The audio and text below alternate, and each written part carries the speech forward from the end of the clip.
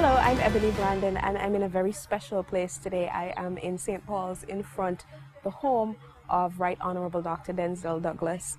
A very unique and special opportunity today. He's about to celebrate 29 years of service to the people of St. Kitts and Nevis. And I'm going to sit with him a little bit today and chat about these 29 years, the highs, the lows, a little bit of it. And it's such an honor to be here in the home, in the spot where he was born. I think I actually see him at the door. Let's go inside.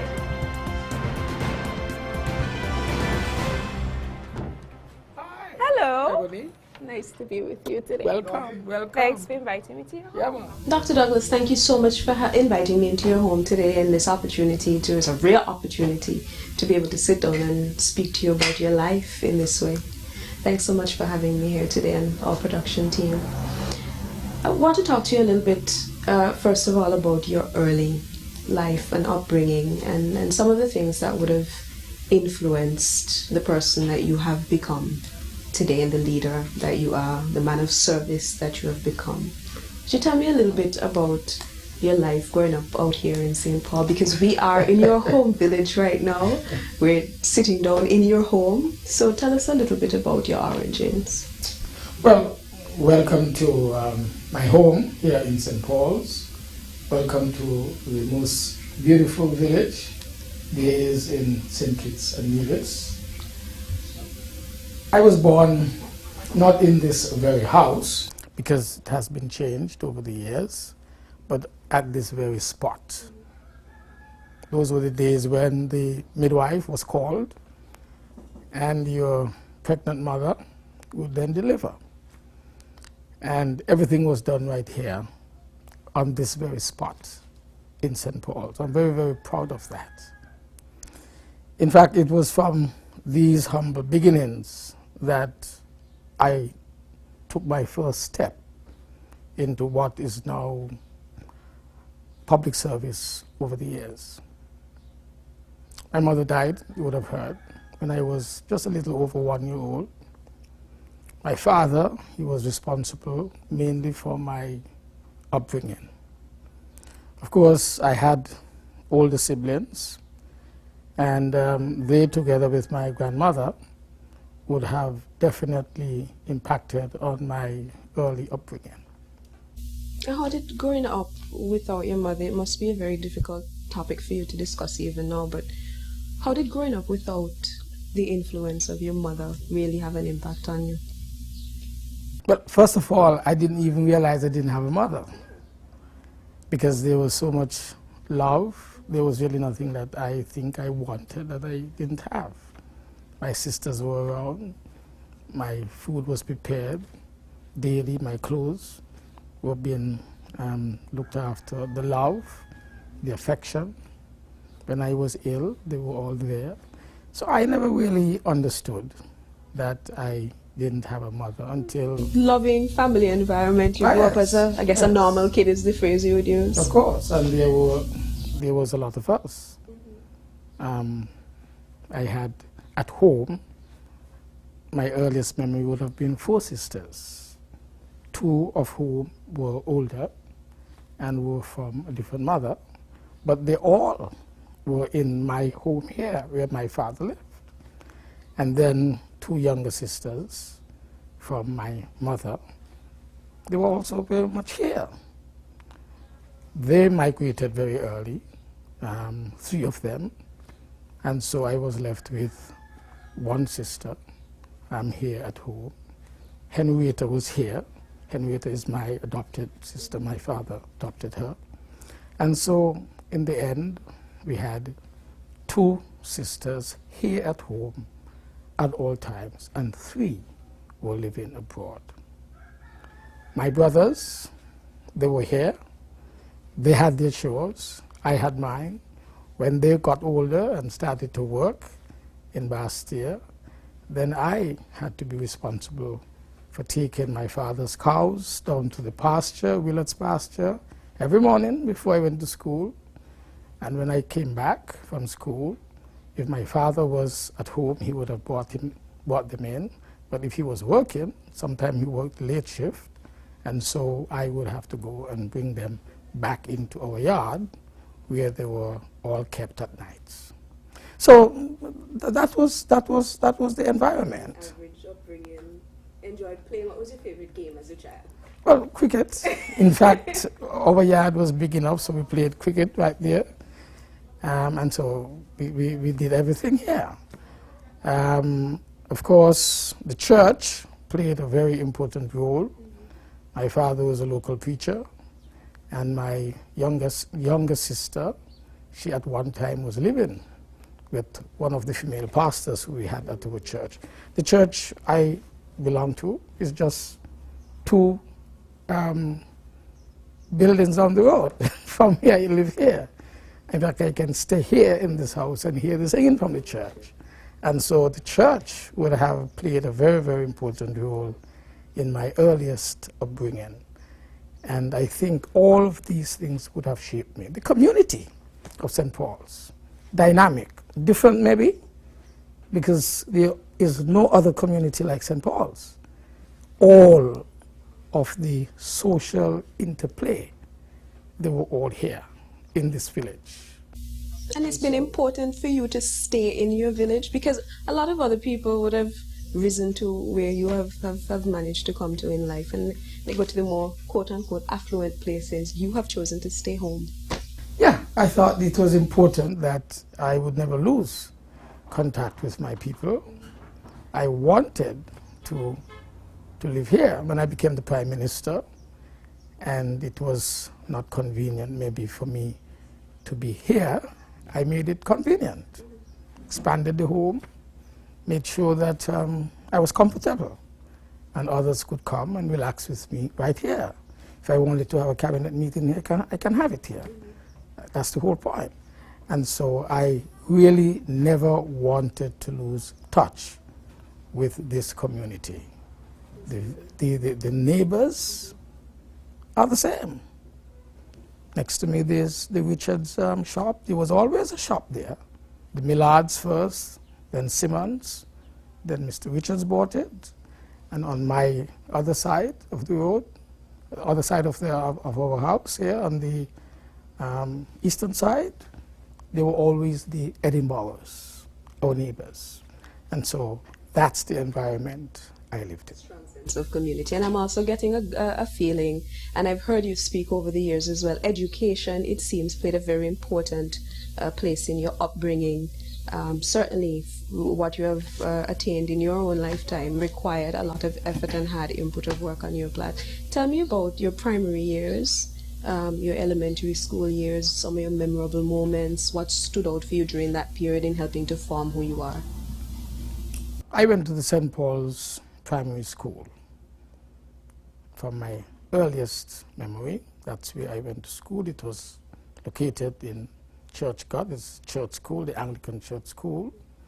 It's located between the village of St. Paul's proper and Newton Ground, because of course the church and the school served both communities at one time. The children from Newton Ground came to St. Paul's School, and likewise those from St. Paul's went to that school, Church God. That's where I had my earliest formative education. I had very good teachers. There was a lady in particular, Lovina Warner from Sandy Point. She impacted me. There were other teachers from St. Paul's as well, but she, I believe, impacted my life mostly, because it was at the point when you were transitioning from, being prepared, I would say, to transition from the primary level education to secondary.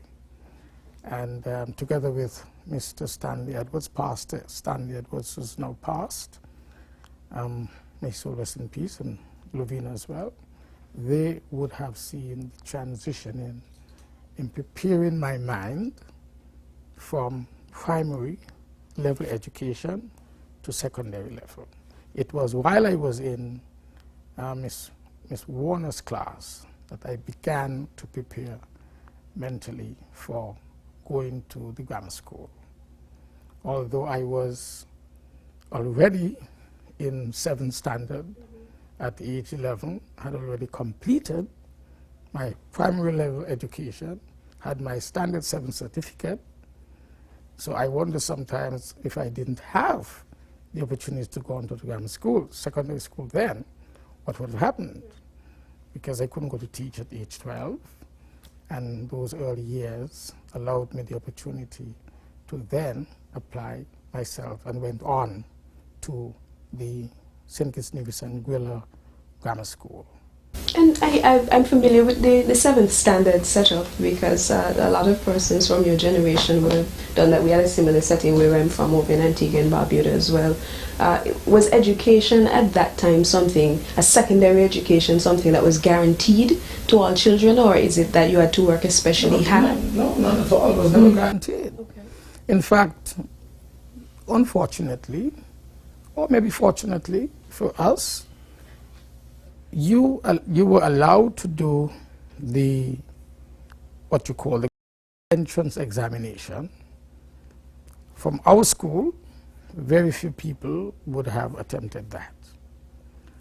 Naturally, however, the children of the planters who were on the neighboring estates, they would always advance towards that. I believe that children of the village would have also passed that exam in the past. But maybe because of the social restrictions, the financial situation, if they did not have the ability to get a scholarship, very few of them would have been able to pay to go to the grammar school. Because it was not only just simply paying the fees, but you had to be transported there every morning and return home, or you would have boarded out. And how many of us would have had the opportunity to live in Bastia with another family? There are some prominent families who did have that opportunity. We had the Francis, the Freitas, several others who would have had that opportunity. The Woodleys would have had some of those opportunities. But in my time, and after my time, there was a natural opening of the opportunities. Because when I went to the grammar school, I had a scholarship. I was the only male, well, the only child from our school that went into the grammar school back in 1965. There was another male child from Newton Brown, a very good friend of mine, who also in that same year went to the grammar school, and both of us had scholarships. We had the Robert Llewellyn Bradshaw scholarship, the first male in Newton Brown or St. Paul's to have passed the entrance examination that year. We were given scholarship from Mr. Bradshaw. And so that, I think, gave me the opportunity to look beyond what would have then almost an unfortunate conclusion of my primary and maybe what you would then call elementary education. And only God knows then what I would have done. My other brothers, siblings, they stayed on in school after I would have gone to the grammar school. And in a matter of 2 or 3 years, the system changed so that there was what was called the College of Preceptors examination, the CP examination, and that allowed you a kind of an intermediary education level between primary and secondary. And many people who would have passed that went on to teach. Others then came on into the grammar school, joining us at maybe Form 3 or Form 4 accordingly, and then had 2 years to prepare to go into the secondary education final examinations, the GCE, Cambridge examination, and then they would have done their O-levels. So luckily for me, I was just 1 year, 2-3 years before that. Otherwise, I don't know what I would have done. And looking back on it now, do you think that this period in your life maybe unbeknownst to you at the time, because you're a child, you're doing what children do. Do you think that had any influence on the leadership decisions that you chose to make later on? I think the opportunity presented itself when I was doing the same examination at the end of a primary education. I was in the class with 3 of my siblings. So that told me something. It meant that either that I was way ahead or they were slow, and they were not slow. And so I told myself something just didn't appear right. Because why should I be doing the same examination based on the difference in ages? Why should I do the same examination to conclude my schooling at the same time with 2 of my brothers and the sister? It just didn't appear right. And so I think it was the transitioning that was taking place, the importance of education that was being pursued, when the authorities must have come to realize that this could not continue. You could not limit the ability and the opportunities of children simply because there was no other school at a higher level to attain. And I believe these are some of the realities that would have impacted the government of the day to ensure that something radical had to be wrong with the education system. Too many children were being allowed with the ability, have the ability, but not being given the opportunities to go on.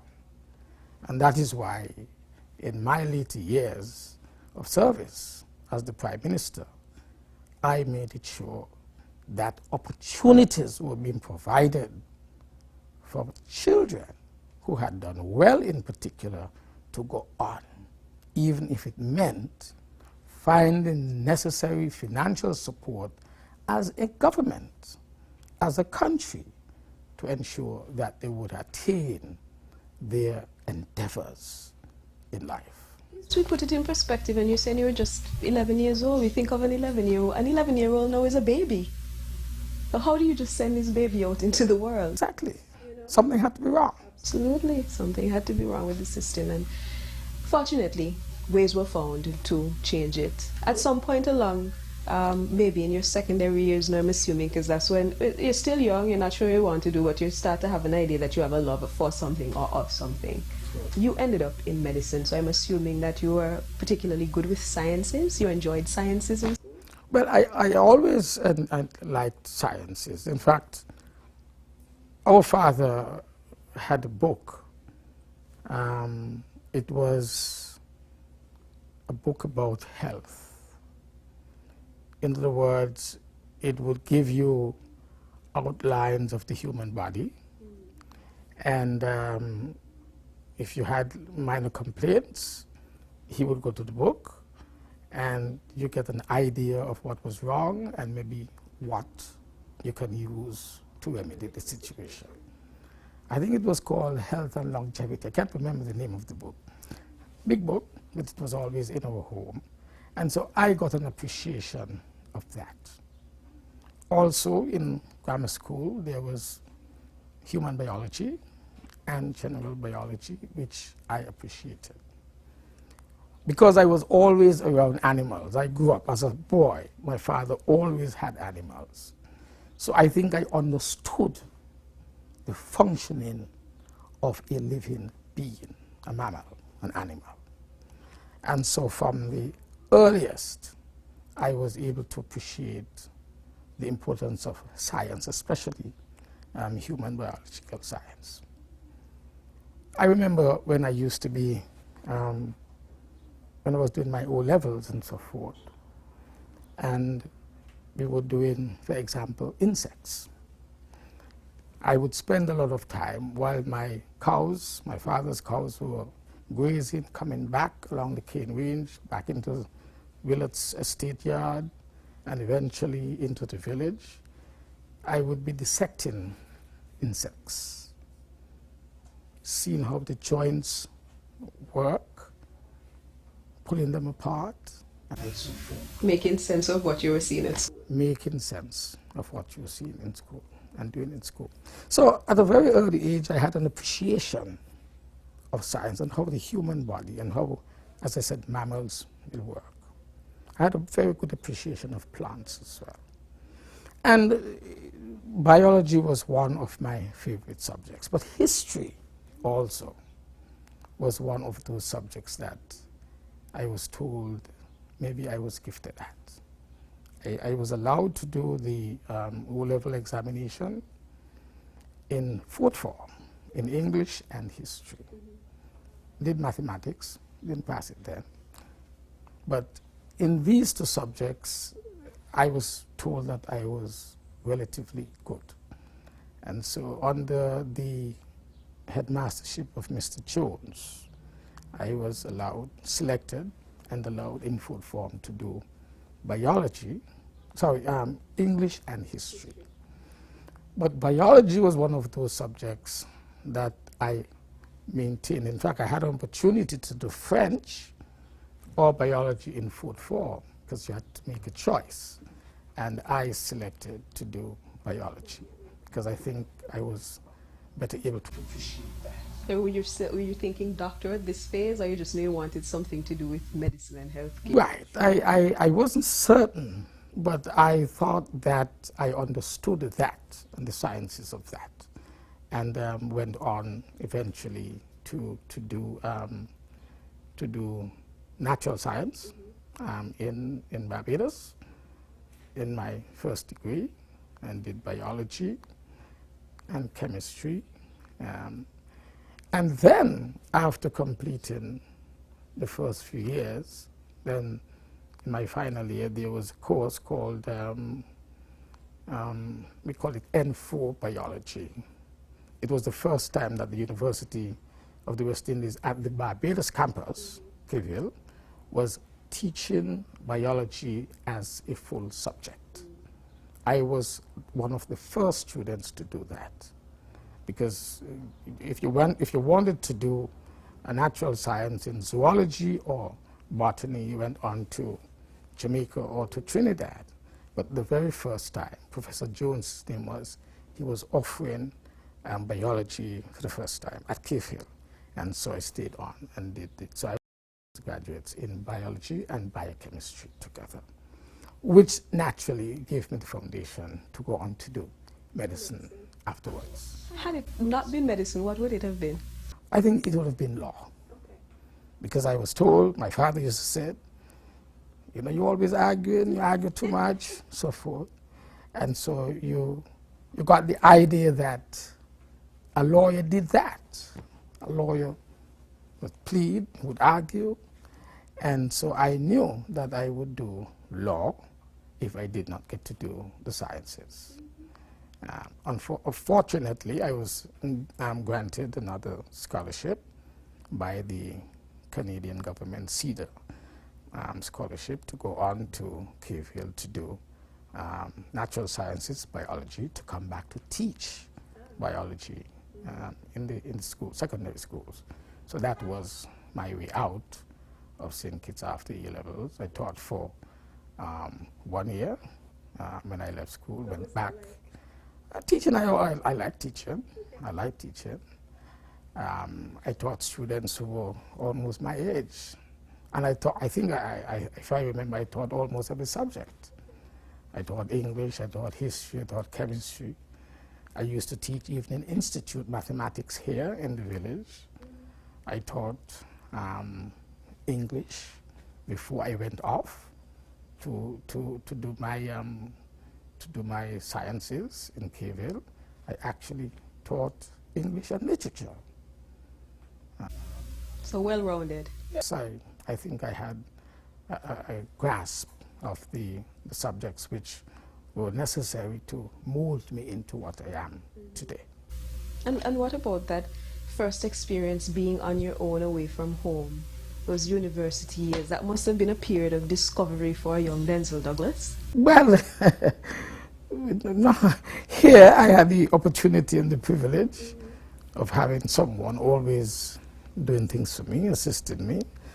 But I grew up in St. Paul's, and so I know what it is like to be rough and tough, and so it didn't take much for me to adapt and recognize that here is an opportunity to begin to experience life away from home, and because this is what it would be eventually, and gave me the opportunity to make new friends, understand the Caribbean, understand the people of the Caribbean, see the differences, although we are so much alike, and recognizing again the importance of the University of the West Indies, bringing people from around the Caribbean together, though in a different environment, but showing so much of what we are culturally as a people.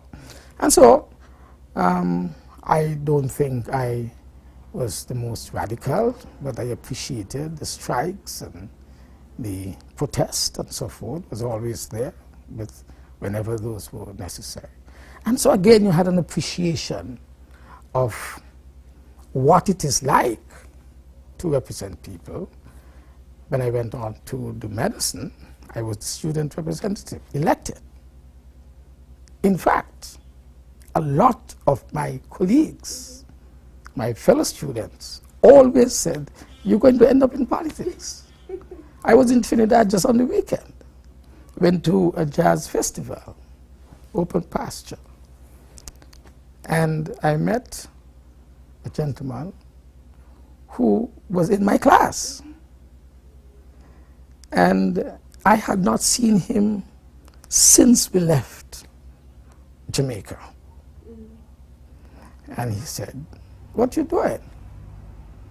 I asked him first, "What is it you're doing?" He said, "Well, I'm now a cardiologist, did quite a bit of studies here and there, and I'm now back in Trinidad." Had his own practice, his own clinic, cardiologist. And he said, "Well, what are you doing now?" I said, "Well, you know, he said, "Well, we always knew you'll be in politics." Did you see that for yourself at that time? At that time, not necessarily so, but I was always representing people, challenging.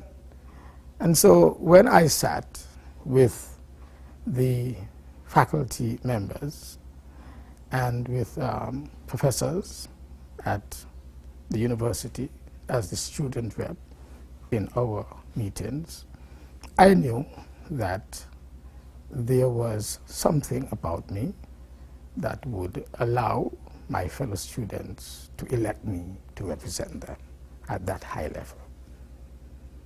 And so I took, therefore, what I would have become in the future seriously. And what about external influences outside of your family who may have influenced that direction where I would say you became the change you wanted to see? There were things you saw were in areas you saw you could affect change, and you didn't wait for somebody else to do it. You took it upon yourself and said, "Well, I see these things, I can get this done." Who are some of the people around you growing up in St. Kitts and even looking at the region who may have helped to play some role in the decisions that you would have made? Well, apart from my teachers, obviously, who knew that I had the ability to go on. In fact, I remember Lorna Calendar very well, who she taught me biology, A-level biology, and asked me, "Well, what are you planning to do?" And she was the one who told me about the UE examination, the entrance examination. So I got myself together and did that examination, and then got the scholarship to go on to do natural sciences. So that was one person who would have Mr. Esdale, he taught me English. Eustace Esdale, Dr. Esdale now, he taught me English at sixth form. Hugh Rollins, the former Chief Justice, he taught me history. William Liebert, he taught me history. And at that level, you were teaching history looking at the serious political issues of the Caribbean, the social issues, the economic issues that shaped the Caribbean, the interplay between the international, the colonial powers, and the shaping of the Caribbean, and thus the influence on the Caribbean people. So you began at that stage, age what, 17, 18, you began to appreciate really the type of world you're living in and the type of Caribbean that has been shaped as a result of the geopolitical influences of Europe and so forth. I mean, I did in sixth form history, I did European history, the Austrian, the Habsburg Empire. I did the revolution in France, etc. Naturally, the revolution in Haiti is part of the West Indies, the Caribbean program that impacted on the syllabus, the history syllabus at that time. So you had a very, very good appreciation of what was happening around you in the Caribbean region in terms of representing people, leadership, and so forth. A lot of that came out from my association with the 4-H club and the 4-H movement here in St. Kitts. My very first visit to another Caribbean country was traveling to Puerto Rico on a leadership training course for 4-H. Leadership training course for 4-H. And people like Basil Henderson, who was, of course, the 4-H organizer, and supported very well by persons who were in the advisory body for 4-H, Sir Pobin Innes, may his soul rest in peace, Basil, Agnes Carrot. These were the people who were at the higher level, who were, to some extent, shaping our minds and guiding us as to what we should focus our attention on as we move from our childhood into adulthood. And so the 4-H organization gave me the opportunity to develop leadership skills. I was the president of the 4-H club here in St. Paul's. I had the opportunity to meet other 4-H leaders from around the Caribbean region. Bishop Seaton of the Methodist Church from Tabernacle. He was one of my colleagues at the 4-H level, and also came into the to the Bastia High School from the CP exam. But we were very, very good friends. Royal Isaac from Keon, the banker of note at the Bank of Nevis, he also sat in my class. Others, Patches Liber, they were all part of my group in school. And so looking at what we have achieved today, we recognize that the relationship that would have been built and shaped from our opportunities to interact, coming from different backgrounds, but to a large extent being prepared for the leadership role that we each would want to play, and the role that has been played to date in moving our country forward. So these influences are there. I can remember my appreciation for the outer world, what was happening apart from the history and so forth. You had a course called in sixth form called General Paper, GP, and you had people like Mrs. Hobson, Mr. Esdale. They would bring a modern day perspective to events that would have been in the past, or events of the past, and put it into a modern day perspective. And that allowed you the opportunity to think broadly, politically, economically, socially, not necessarily in the narrow confines of a subject being taught, but allowing you the opportunity to think and allow the different subject matters and the knowledge that you would have gained from these specific subjects, how you would interpret them, and to a large extent bring them together in looking at a single topic that you were to focus your attention on. So these were important days in shaping your life and preparing you for your future.